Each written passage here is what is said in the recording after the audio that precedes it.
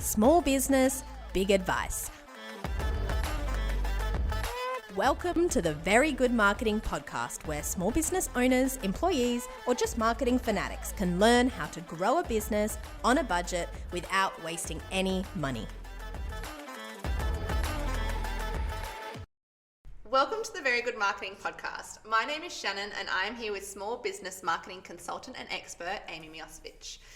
Today we are going to start looking at each section of the Very Good Marketing Framework and unpacking some of the information that we've touched on in previous episodes. So Amy, there are a few different areas of this framework that we've talked about and kind of had an overview of, but where should we start when we start to unpack what this framework means?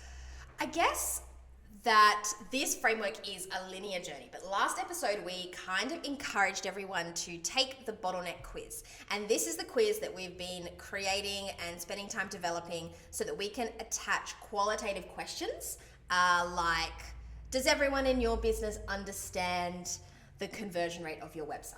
Like those kinds of questions where we're not actively asking for your website conversion rate, because sometimes getting those numbers is hard, but we are asking qualitative questions that end up leading us to the same answers that the data usually does. And those are going to determine exactly where your marketing bottleneck is. And if you focus on beating that bottleneck first, then beating your next bottleneck and sequentially working your way through your weaknesses and improving them, then your entire marketing system is going to improve.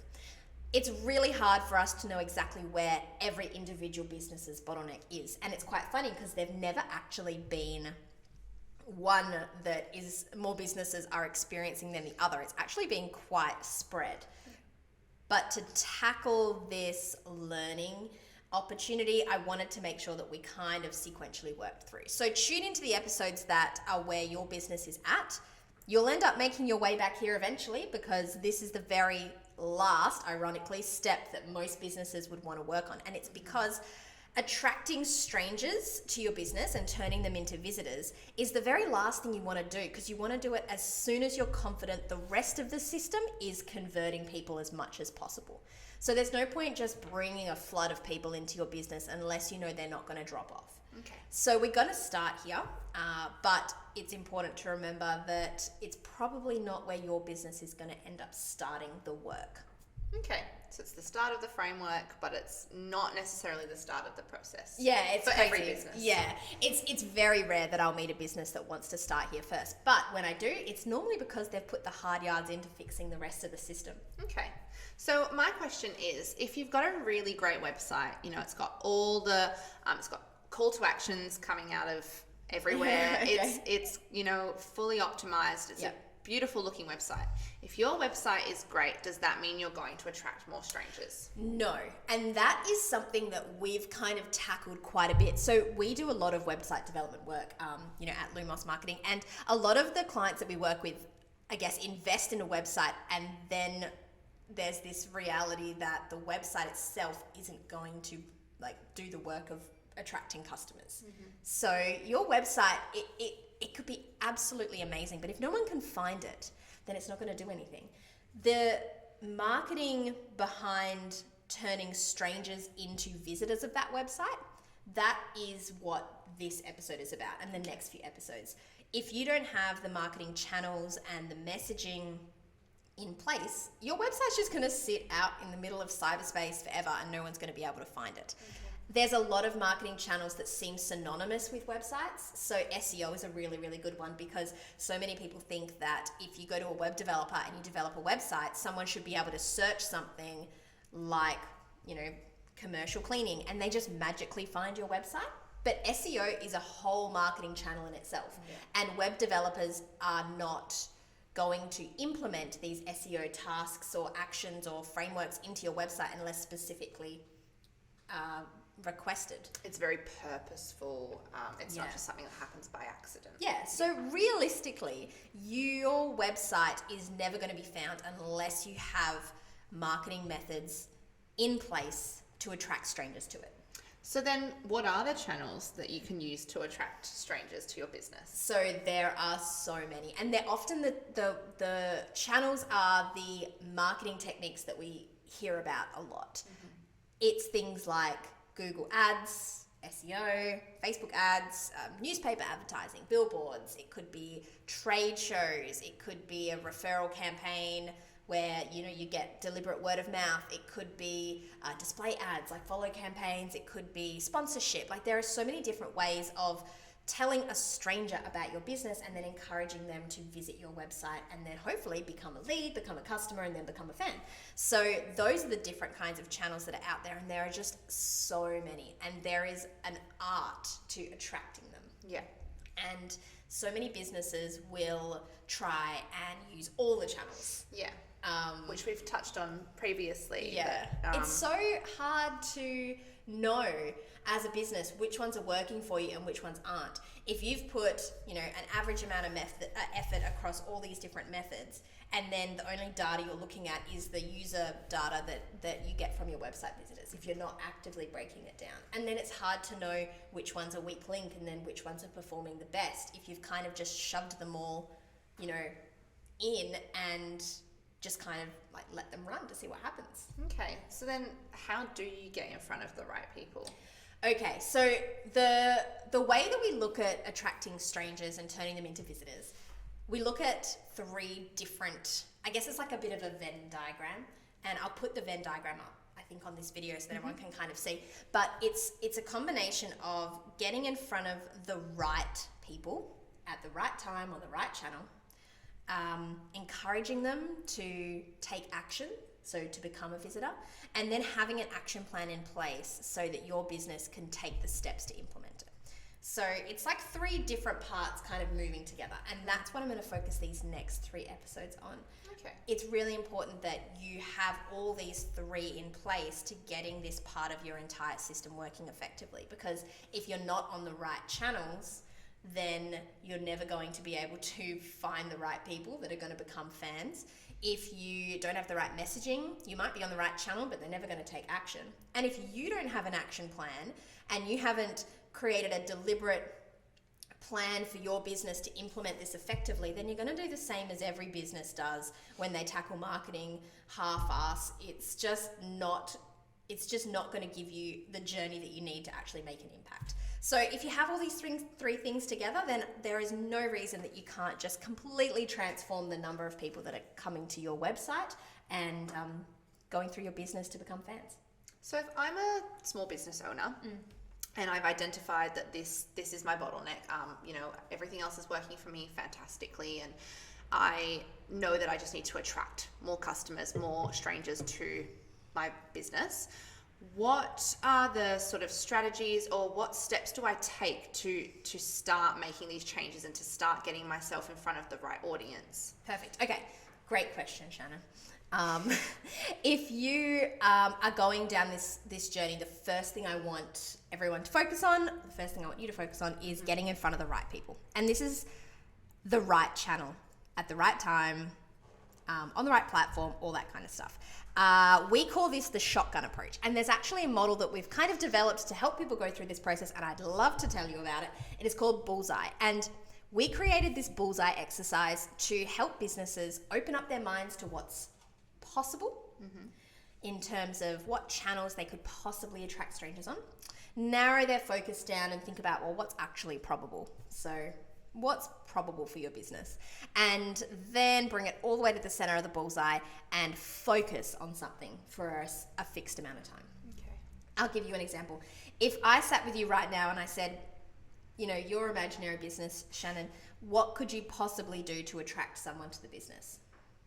What kind of anything you can think of, any marketing methods that are possible for your business? So I could start attending some trade shows. I can get my name out there by doing a paid ads campaign on social media. Yep. I could have a radio advertisement for my imaginary commercial cleaning business that I definitely have. Well, if you fill all of those into the big outer ring of a bullseye, then that's basically opening up your mind to what's possible for your business. And a lot of business owners have, I guess, marketing channel bias. based on what they're familiar with as an individual, what their competitors might be doing, what they maybe have tried in the past. And sometimes it's easy to gravitate to what you think is safe or proven rather than thinking outside the box. I'm not necessarily saying you should just go ahead and run a radio campaign. I mean, do you even personally listen to radio that much? Absolutely not. Yeah. But it's good to actually have it on this bullseye exercise so that you can think about what this could do for your business and then take the steps as a founder or owner to go and investigate it a little bit more. So that's where I want you to start, is brainstorm absolutely everything on that list. So once you've gone through and you've had to think about all these different ideas that are possible for your business, the next thing I want you to do is to then think about what's probable and what you actually want to investigate. So the reason that we kind of narrow it down is because, yes, big picture thinking is really important, and I want you to think as far and wide as you can. But what's realistic right now to help you achieve your goals? So in reality, you might look at this and go, okay, well, radio ads would be absolutely a great idea for my business. Is it something that I want to investigate further? Maybe it's not. It might cost me too much money. I might just be at the very start of my business. There could be other things that could attract strangers that I could spend more time on right now. Yeah. Those are the kinds of questions you want to ask when you narrow it down. And I want you to pick between 4 and 6 ideas to narrow it down to. The reason that I've narrowed it down to 4 to 6 is because the next part of the process is to investigate whether they're going to work out for you or not. So I'll put down some of the specifics to this in the description of this podcast episode. But we call this an investigation. And the investigation is going into that channel. So maybe we do pick radio and we put this in our investigation ring. Yeah. We want to investigate what our target market is doing on this channel. What are the volumes like? Are there a lot of people on there? How many people? What does radio mean? How many different channels are there in Perth? Timings. Yeah. Timings of an advertisement. All that kind of stuff. When people are listening. When they're listening, you could reach out to the radio stations and get an advertising pack and get some more info like that. The reason that we need you guys to do this is because a lot of people will be making assumptions without doing the actual work. Yeah. It's important to get to the end of this process and feel confident about making a decision. So do all the research about the target market that you want to attract. The next thing I want you to do is have a look at your competitors. So what are your competitors doing on this space? Are they advertising on radio? What are their adverts like? Do you think they're getting success? How long have they been advertising for? Anything you can find out about your competitors and whether they're actually using this channel is really important. The next thing I want you to do is have a look at the feasibility. So feasibility is obviously essential, and it could be something that makes or breaks your business. Yeah. Because it might be a stage, if tomorrow you start up your commercial cleaning business, how much money do you have to run a radio campaign? So how much is it going to cost you? Maybe not even cost, but what resources are going to be involved in setting this up? This is a really interesting one, and I've got a really good story to attach to this. A client of ours was looking at doing a trade show for their business. They were looking at putting together an exhibit, and this trade show happened once a year, like a conference, and they were going down this process of, they were convinced that this is something that they wanted to do. And to be fair, like, they'd gone and done some of the research, and the target market was bang on. It was a really high concentration of the target market that they wanted to attract for their business. Their competitors were there and using it, so they kind of knew that there are other people that were going to be doing the work, bringing people to this expo as well, so they could kind of leverage off the traffic. But then when they sat down to do the feasibility, they just looked at the cost of the booth. So like when you go to exhibit at a trade show, they send you like the price of like a 3x3 trade show box or whatever. And it's expensive. It is expensive. But they looked at it and they were like, all right, $6,000 or whatever for the booth for 2 days. Great. And what happened was, as they went further into the process and started getting closer and closer to the trade show, they realized that the $6,000 to rent the booth was the space. Yeah, that's just the space. Yeah. They had to think about so many other parts of this that they might not have thought about originally, that contributed to the investment that they'd have to make in this particular merchandise. You might need to produce a video or something to fill the space that you've just rented. You need to staff that booth, which costs your business money if you're taking them away from their everyday role. And I guess as a small business, if you're just starting up, depends how established you are, you might not have oodles of staff members that you can afford to just send Yeah. off to a trade show for a couple of days. Definitely. It there's could a be, lot. like graphic design to get all of the graphics done and printed for like the booth. And printing is also expensive. Yeah. And you're right about staff as well. One of the interesting things is that it's not always just the staff attendance on the day, which is often a really big impact, but how much time around that do you have to spend, mentoring staff to kind of come up with a bit of a plan for how they can talk to people that at the expo. Representing your brand. Yeah. How much time is it going to take you to assemble the brochures and to help a graphic designer and give them a brief and work with them on the design for the booth? How much time is it going to take you to follow up any leads that you make, that you connect with on the day? All that kind of stuff. Any travel associated? Yeah. The more you think about it, the travel. more it grows and grows. It's just crazy. The number of people that kind of go into a process like this without fleshing out the entirety of the marketing channel. It's the same with using social media ads, for example. If you went to invest in social media ads and you think about cost, you often, especially if you're engaging an agency, you often have the cost of management. So there's a financial cost to pay the agency to set up and run the ads. Mm-hmm. Then there's the cost that you pay to the channel, so to Facebook to place the ad.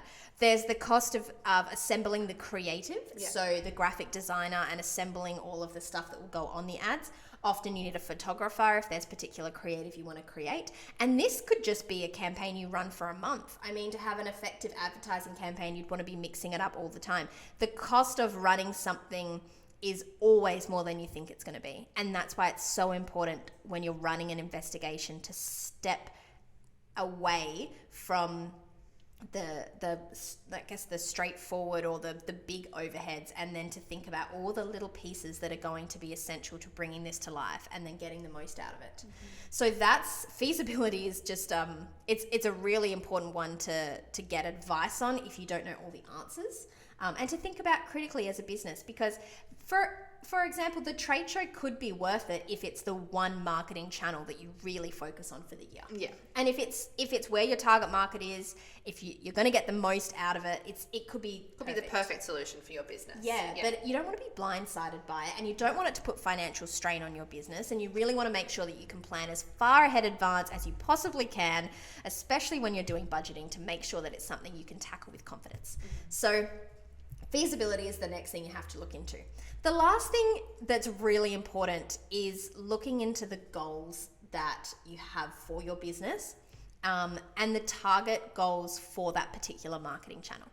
And the reason that it's important to look at this is because you want to be able to focus on it and get to the end of it with a sense as to whether this marketing channel is going to be right for your business or whether it didn't work. And the reason we have to be critical about this is because so many businesses will try stuff without knowing whether it's working or not. And they'll stick with stuff that's just not working for way too long. Mm-hmm. And it's this cognitive dissonance we have to sticking with stuff that we've committed to, even when being shown evidence that it's not working. Because we've committed to it in the first place, we want to stick to our guns, And I think a lot of people get confused with sticking to your guns and writing it out and giving it time and energy, because yes, that is often what you need to do.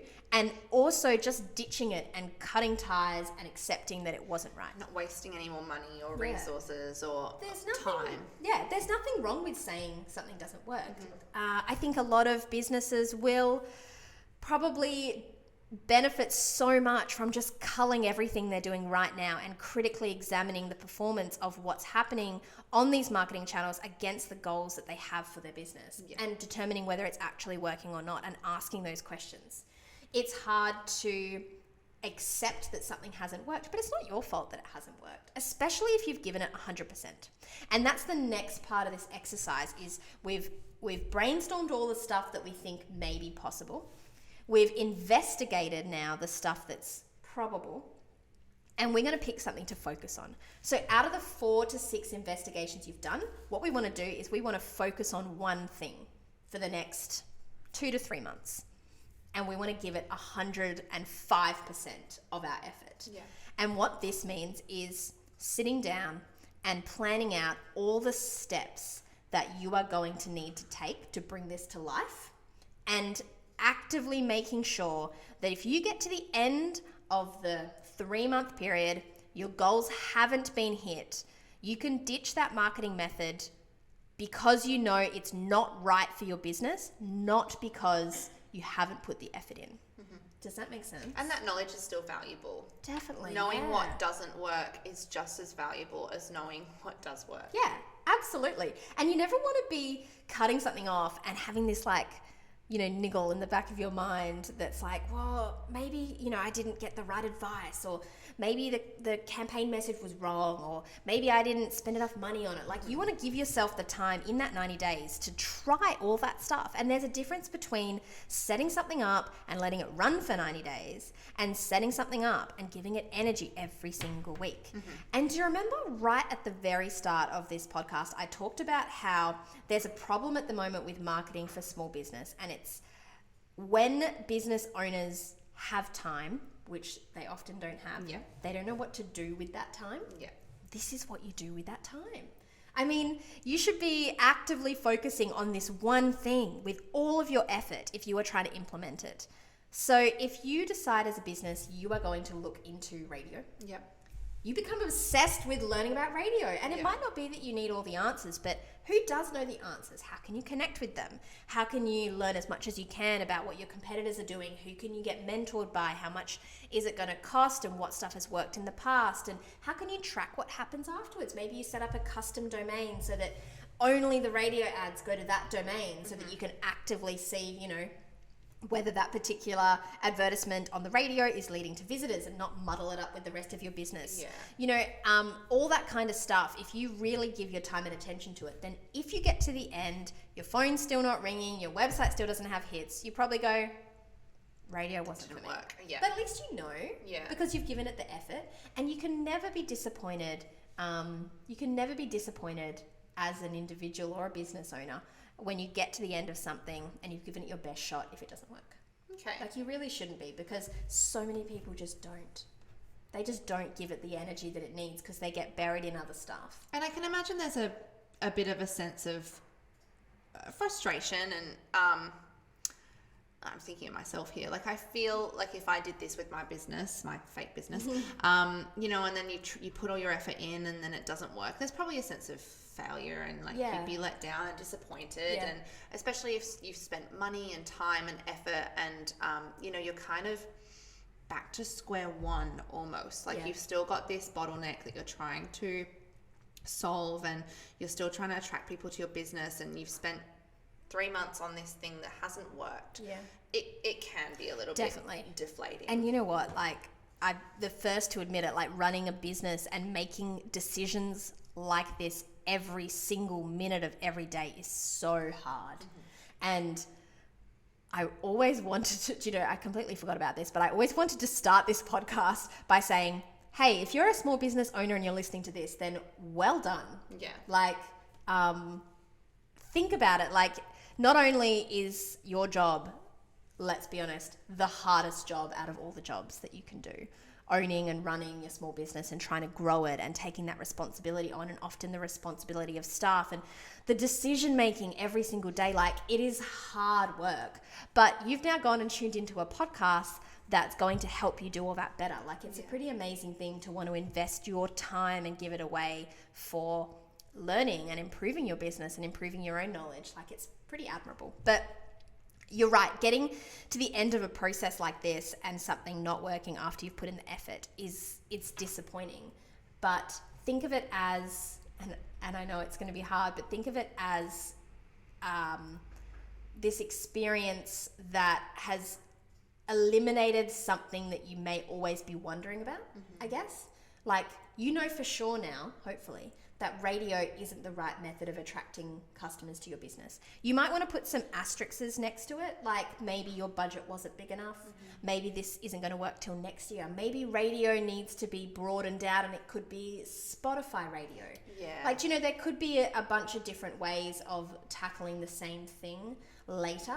But if you can look at it and kind of sigh and go, I've given it a go, it's not right for me, what's next, because something will be right for your business. Like, it's just a case of finding it. And how exciting is that? Yeah, it's a cool process, and I guess you're just experimenting and finding, just as you did when you started your business. I assume you're experimenting with all these different processes and staffing and a team framework that works. It's just another experiment part of that process. Another learning curve for you to go through. And I guess what I'm taking from this is having the patience and not just rushing into it, making these rash decisions that really aren't very educated or well researched or well thought out, and just making like a snap decision to just dive into the most things that you can do. Definitely. We call it buckshot versus shotgun. So like, as in, you don't just want to be like going for everything. You want to be really super targeted about it. And it's a really great way of tackling something. You're right, it does take more time. You have to be patient, but God, doesn't time go fast? Yeah. And as with anything, patience always pays off. And doing something in a more structured, well thought out way is always going to have more payoff in the end than just rushing into something and not really understanding why or how it works. And sometimes rushing into something, you can get a payoff. Like, you could be lucky and have this bright idea that you want to put all your money into radio ads, and you could get some customers and some new visitors to your website. And, that could be great.